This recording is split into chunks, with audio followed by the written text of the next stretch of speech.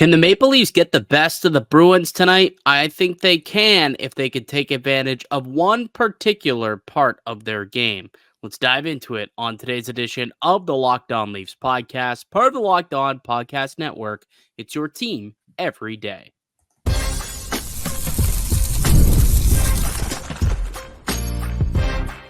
You're Locked On Maple Leafs, your daily podcast on the Toronto Maple Leafs. Part of the Locked On Podcast Network, your team every day.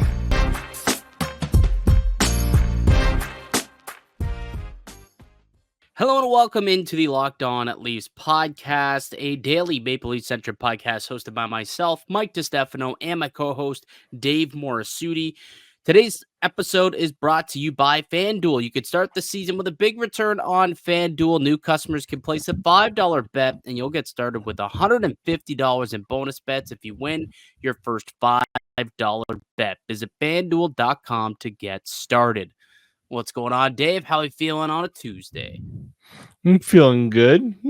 Just another day where we just get to see what this Leafs team's, really about.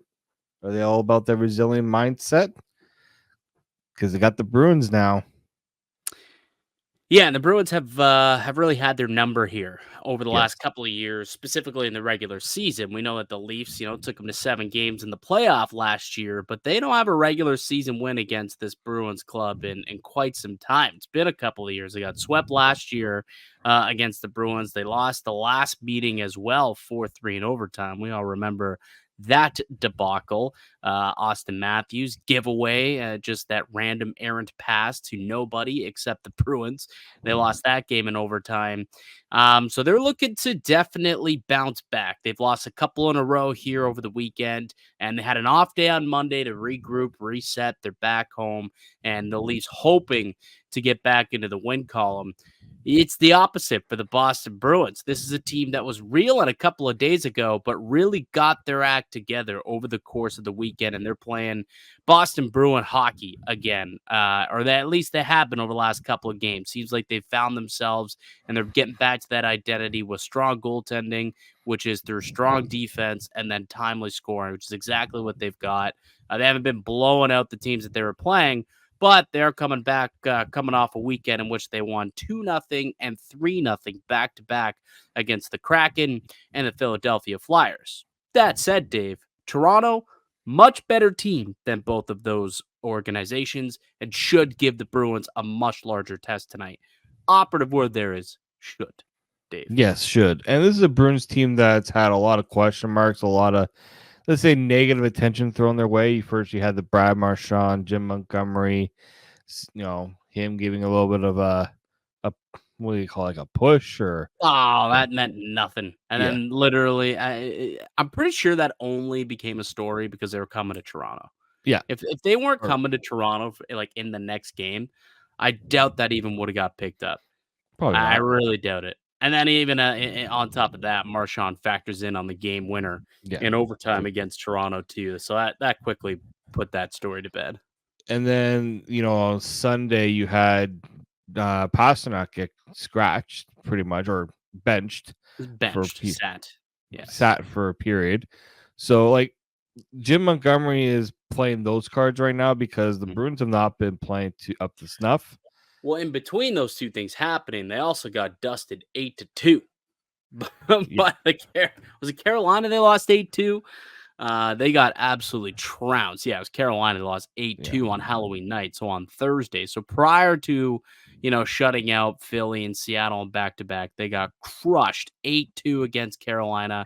And then we're shut out by Philly the game before that. Yeah, and then we're shut out by Philly the game before that. So, this has been a rather inconsistent hockey team, which is not what you typically see from the Boston Bruins. No. This is a group that's been pretty consistent. They've had a lot of veteran leadership, and they've had a lot of guys kind of step up when needed to and when asked to. So it'll be interesting to see what they throw at the Buds tonight. That is what I'll be curious to see. Do we see, the same old Bruins that give the Leafs a tough time? Or is Toronto finally going to catch Boston on an off night where they're not feeling themselves like the night where they lost 8-2 and that thing was over before it even started. I don't know. I am curious to see what type of game the Boston Bruins give Toronto. That being said, if the Leafs can get it rolling offensively, it may not even matter. Like that's ultimately what this comes down to is Toronto's got to be better offensively. They have really struggled the last few games here to muster up offense, only scoring 1 goal the other night against Minnesota, just 2 goals the other night against the St. Louis Blues. So over the weekend, it didn't go great. Now they're getting their chances. They finally did score on the power play against Minnesota. So hopefully that can unlock something within this group. But that's got to be the main objective tonight. Let's try and score some goals here on Jeremy Swayman or whoever's in net. I assume it's going to be Swayman. And they can't rely on Stolars to give you an effort and try and win games 2-1 in OT every single night. You got to score more than a goal here, more than 2 goals. Got to have multiple goals tonight if you're the Toronto Maple Leafs, if you want to beat this Bruins squad. Yeah, it'd be nice if this Leafs team. I know Boston's gonna, give it their all. They're gonna go all out against the Leafs, but you have to find a way to, like other teams have found against Boston, find a way to, make them play to your game rather than you play to their game. I feel like that's always the case with the Leafs. They always play. We talk about playing down to their opponents, but they also just get suckered in a lot to what the Bruins want them to do. So like they got to find a way to get past that mentality. Realize that they are, they're at home. Take advantage of that, right? The Bruins should be in an uncomfortable position, not the Leafs. Yeah, exactly. And they were in Boston in the last game. They were at TD Garden. Now they've got, last change. They've got home ice advantage. Hopefully the crowd, can come in and spark something. It is an original 6 matchup. It's a big game, right? Nice rematch against a team that eliminated you in the playoffs. So I think it's definitely a game that the Toronto hopefully can wake up for right off the get-go. I guess the question now, though, is you go back to Anthony Stolars again here, or do you think we're in a true goalie rotation where, we could possibly see Joseph Woll get back in there as they kind of go game by game and rotate? Because it's been like that for the last 3 or 4 games here. Yeah, it wouldn't surprise me if they continue to do a bit of a rotation here. So maybe Joe Woll I tonight? think maybe Joe Woll in this one. You gave Stolars the last one against Boston. You got a back-to-back coming up too. I mean, both of them are at home, fortunately, but I I think you're I think what you try to do here is you gotta make sure both goalies are getting a bit of a healthy run here, because you don't want to you don't I know sometimes goalies, they like to get a little bit of a run, but at the same time it's early in the season and you want to make sure both goalies are fresh. These are 2 goalies that haven't played a starter's workload, right? You got 2 of them, you might as well use them. Yeah, and actually, just really quickly, the Wool started those back-to-back game, well, not back-to-back, but in 2 consecutive games on October 31st, so Halloween night on the Thursday, and I did get the Saturday start. So Wool did start 2 games before Stolars came in and played that game on Sunday, but Stolars had the couple of starts before that. So, but they have both started 3 games or each in the last 6 outings. So they're it's been an even time split since Wool has come back into the fold. I will be curious to see what the Maple Leafs do here. Stolars got the start last time they played, so we'll see what Coach Berube ends up doing. I probably would go back to Stolars, though. I think he played very well against the Minnesota Wild, made a lot of big stops. And I think that at this point, he's looked like the better goaltender. So in a big divisional game, it's a big divisional week, by the way. You've got Boston, you've got Detroit, you've got Montreal all this week. Points are going to be up for grabs all week long against teams you're fighting for when it comes to not only a playoff spot, but possibly home ice advantage and positioning when it comes to the playoffs later on down the line. So, goaltending is going to be big this week. So I think maybe you ride the hot hand, you stick with Stolars, in this game, and then you get him in one of those 2 games, either against Detroit or Montreal, whoever it wants to be. But I personally would probably roll with Anthony Stolars in this game, coming off of a really good performance against the Minnesota Wild. There is one thing, though, one specific part of the Maple Leafs game that I think they really need to capitalize on tonight in order to get the victory. We'll tell you what it is on the other side in our keys to the game. And the Maple Leafs looking to extend the conditioning stints on a couple of future Leafs, couple guys chilling in the Marlies, and they may need a little longer before getting the call up back to Toronto. We'll tell you about that also in a little bit. I'm Mike DiStefano with Dave Morassutti. You're listening to the Locked On Leafs podcast, part of the Locked On Podcast Network. It's your team every day. Today's episode is brought to you by Indeed. We're driven by the search for better, but when it comes to hiring, the best way to search for a candidate isn't to search at all. Don't search, match with Indeed. If you need to hire, you need Indeed because Indeed is your matching and hiring platform with over 350 million global monthly visitors, according to Indeed data, and a matching engine that helps you find quality candidates fast. And Indeed doesn't just help you hire faster. 93% of employers agree Indeed delivers the highest quality matches compared to other job sites, according to a recent Indeed survey. Leveraging over 140 million qualifications and preferences every day, Indeed's matching engine is constantly learning from your preferences, so the more you use Indeed, the better it gets. So join more than 3.5 million businesses worldwide that use Indeed to hire great talent fast. And listeners of the show will get a $75 sponsored job credit to get your jobs more visibility at Indeed.com/locked-on. So just go to Indeed.com/locked-on right now and support our show by saying you heard about Indeed on this podcast. Terms and conditions apply. Need to hire? You need Indeed. Today's episode is also brought to you by FanDuel. Get ready to tackle the NHL season with FanDuel, America's #1 sportsbook. Right now, new customers can bet $5 and get $150 in bonus bets if you win. The FanDuel Sportsbook app gives you everything you need to place live bets on the NHL all in one place. So when you get a hunch in the middle of a game, you can check out the latest stats, view live play-by-play, and so much more on the same page where you place your bets. Just visit FanDuel.com to join today. You'll get started with 150 in bonus bets if you win your first $5 bet. That's FanDuel.com. Never waste a hunch and make every moment more with FanDuel, an official sportsbook partner of the Locked On Network. Welcome back into the Locked On Leafs podcast. Mike DiStefano, Dave Morassutti with you as we are each and every weekday, Monday through Friday on the Locked On Leafs podcast. Available wherever you can get a podcast, audio-wise for you on-the-go listeners, and also up on YouTube for you visual watchers of the pod. And if you haven't already, please subscribe. Would be greatly appreciated. We're just literally a handful of subs away from hitting 6,000 subscribers on YouTube. So that'd be a really cool goal to hit for us. Good milestone to hit. Still on that road to 10K. Once we hit 10K, we're giving away another Maple Leafs jersey. So sub up as quick as you can. Tell your friends, tell your family. And the quicker we get to 10K, the quicker one of you lucky listeners can land a new Leafs jersey. All right, let's continue teeing up tonight's Leafs and Bruins game down at Scotiabank Arena here in the city of Toronto. The Leafs coming off back-to-back losses here over the weekend, losing to St. Louis and Minnesota. The Bruins have won 2 in a row here, beating Seattle and Philadelphia. So both, I guess the Leafs looking to end this Bruins streak and looking to end their own streak as well of 2 losses in a row. And Dave, there's one spot in particular that I think the Maple Leafs truly need to make sure that they hone in on tonight if they're going to win this game.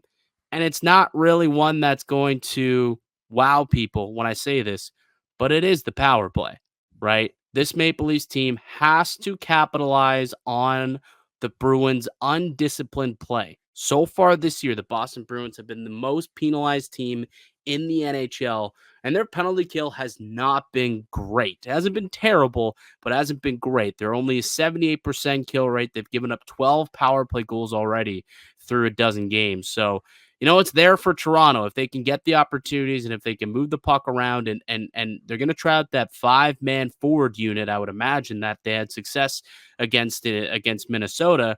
You throw that out there again against the Bruins at home. I believe that they should be able to capitalize and take advantage. They finally ended that 0 for 20 skid that surely was affecting the confidence, I think, of the group That goes out the window. It's a clean slate now. They can just get focused, try and make some plays, and score on the man advantage. They do that tonight. I truly think that's a win in waiting for the Maple Leafs if they can win the special teams battle and capitalize on the man advantage. Yeah, you look back, like when was the last time this Leafs team won truly won the special teams battle, both power play and penalty kill in a game? I mean, they haven't yet. I mean, technically, I guess the last game they won just because they got a power play goal and didn't allow one. They went 1 for 2 in the power play and then 3 for 3 in the PK, but they lost the game. So does it really matter at that point? Like, I does know it matter? LA, the answer is LA. When they played LA back on October 16th is the last time they won the game and won special teams. They went 2 for 4 on the power play, 4 for 4 on the penalty kill, and won 6-2. They have not won the special teams battle and won the game since. like it's one of those things where you're frustrated because there's losses and you're trying to nitpick at certain things, but when your penalty kill is this blatantly bad, right? When it's Power that play. right when that power play is looking like as it has, it's going to be a sore issue, and it's going to continue to be. Mhm. So yeah, I agree. Like that's something that okay, you're struggling to find offense. Your best way to find offense is to take advantage of these power play opportunities, right? Yeah. 5-on-5, I have not had any issues with their effort at 5-on-5, but you're missing out on these chances to get that offense on the power play. So yeah, I think if the Bruins have always been undisciplined, and the Leafs do a good job of I wouldn't say suckering them in, but in a way they do kind of sucker them into taking some undisciplined penalties. So Mhm. I like to see them if the Bruins are going to decide to try to take some liberties in this game, the Leafs, take advantage of any calls they might draw from that. Well, they drew 5 penalties in the first meeting against them a couple weeks Mhm. ago. Less than that. It was like a week and a half ago. So if they can draw another 5, they should be able to convert. They did score on the power or sorry.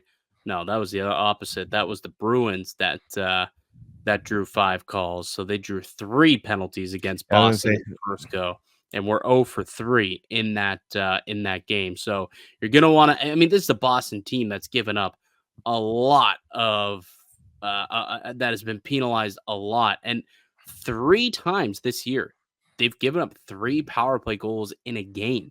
They gave up 3 power play goals to Carolina. They gave up 3 to Dallas, and they gave up 3 in 3 opportunities to the Colorado Avalanche.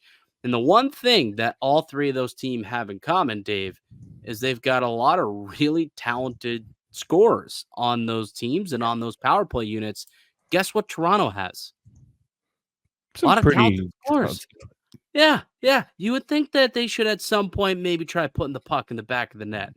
And I think tonight that's going to be huge if they want to beat the Bruins. You have to win the special teams battle. We know that the Leafs have played well at 5-on-5 for the majority of the season. If they can finally get the edge, score a power play goal or two, just give them that extra little bit of margin for error, I think it'll go in their way tonight. I really, really do. Yeah, I'd just like to see if a team like Boston going to take a lot of penalty.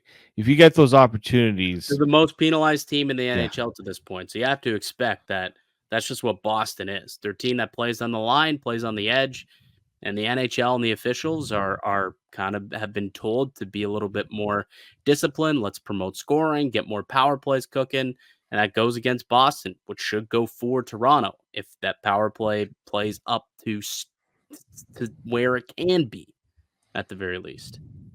just waiting for it at this point. And I know people are getting Sure.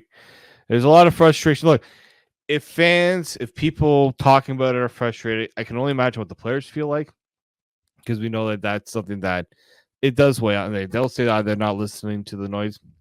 When there's been so much tinkering, so many changes to try to get this going, you can bet that these guys are feeling the pressure a little bit. Oh yeah, absolutely they are. 100% they are. But yeah, we'll see what ends up happening. I think there's an opportunity for Toronto to really come away with the win and with the 2 points and get back into their winning ways here. And interestingly enough, I It took we're a couple of days into November, but uh, in the past, I think it was last year, it was an early November game against the Boston Bruins that really got Matthews cooking. Maybe it was a couple years ago, but I remember it was a November game, either November 2nd or 3rd, and he had a big night, scored a couple of goals for the Maple Leafs, and that propelled him toward his big season that he had. I think it was actually, yeah, it was last year. So an early November matchup against the Boston Bruins. Let's get Matthews cooking. Let's get one on the power play, get one at 5-on-5, quick little two goal night for the captain, and hopefully that can propel this team to victory. All right. On the other side, Elliot Friedman with a report on Connor Dewar and Jani Hakanpaa. Maybe a little longer than we thought until we see those two in a Maple Leafs uniform. We'll explain why on the other side. I'm Mike DiStefano with Dave Morassutti. You're listening to the Locked On Leafs podcast, part of the Locked On Podcast Network. It's your team every day. Today's episode is brought to you by PrizePicks. You can now win up to 100 times your money on PrizePicks with as little as 4 correct picks. PrizePicks is the only real money daily fantasy platform with an injury insurance policy, so your lineups stay in play even if one of your players gets injured or if your player leaves in the first half and doesn't return. PrizePicks keeps your lineup live. PrizePicks puts its members first, so all withdrawals are fast, safe, and secure. When my picks hit, I get my money in as quick as 15 minutes. Sign up today and get $50 instantly when you play $5. You don't even need to win to receive the $50 bonus. It's guaranteed. PrizePicks is the best way to win real money this season. Which players are going off, which ones aren't. Make your picks in less than 60 seconds and turn your sports opinions into real money all season long on PrizePicks. Download the app today and use the code LOCKEDONNHL to get $50 instantly after you play your first $5 lineup. PrizePicks, run your game.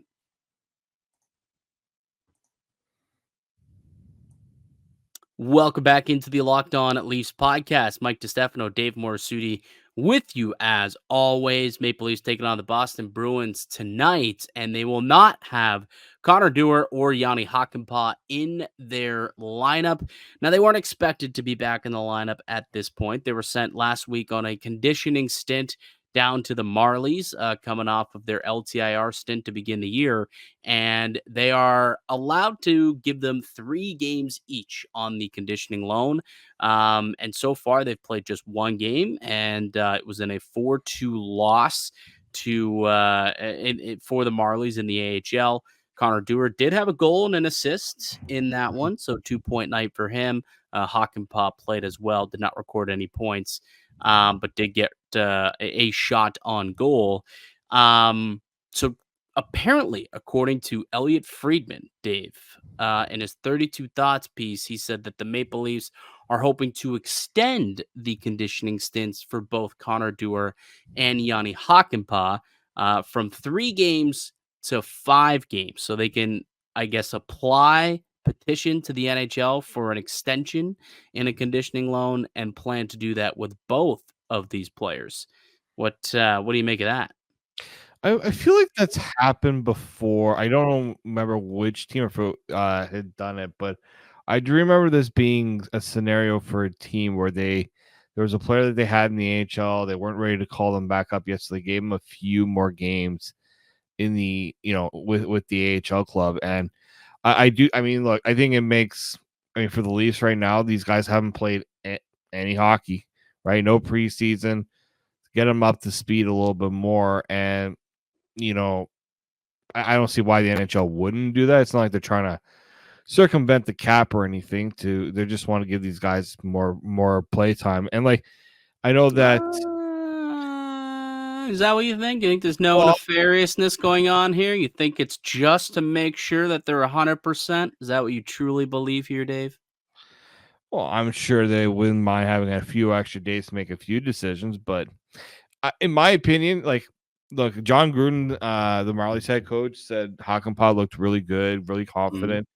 Saw him going to go up in the rush. I did watch a few of the highlights, him going up in the rush a bit. So that's looking like a player who's not hesitating with his play. And obviously with Connor Dewar, that knee look okay. That bone on bone knee issue that was apparently it's looking pretty good. Yeah. I mean, one game, we'll see how it goes with a few more games. But I mean, look, yeah, would it benefit the Leafs if they didn't have to make that decision after the 3 games?